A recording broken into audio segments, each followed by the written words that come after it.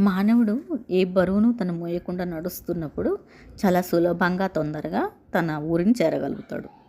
అలా కాకుండా తల మీద ఒక పెట్ట, చంకలో ఒక బిడ్డ ఉన్నప్పుడు ఆపసోపాలు పడుతూ, ఆయాసపడుతూ, నడవలేక తన గమ్యాన్ని చేరలేక ఆగిపోతాడు పరాయి ఊరిలో.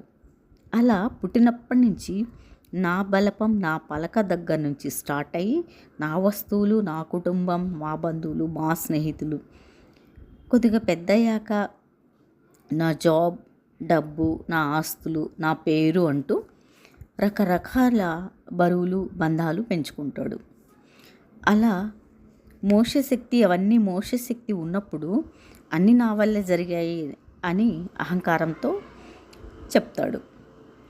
వాటిని భరించే శక్తి లేక బాధలు పడుతున్నప్పుడు పక్క వాళ్ళని కానీ, దేవుణ్ణి కానీ నిందిస్తాడు. మరీ ఎక్కువ బాధ కలిగినప్పుడు వైరాగ్యంతో మోక్షం కావాలి, జ్ఞానం కావాలి అంటాడు. కానీ నేను పట్టుకున్నవి ఏవి వదలను అంటాడు. అప్పుడు పరమాత్మ, నాయనా, 2 పడవల్లో ప్రయాణం చేస్తే గమ్యాన్ని ఎప్పుడు చేరుతావు?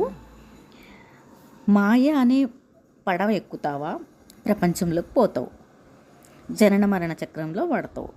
జ్ఞానం అనే పడవ ఎక్కితే నిత్యము, సత్యము, శాశ్వతమైన నా దగ్గరికి వస్తావు, బ్రహ్మానంద స్థితిలో ఉంటావు.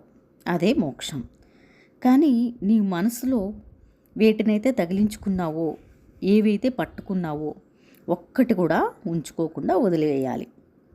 నీ ఇష్టం, నీకు ఏ పడవ ఇష్టమైతే ఆ పడవ ఎక్కు అని పరమాత్మ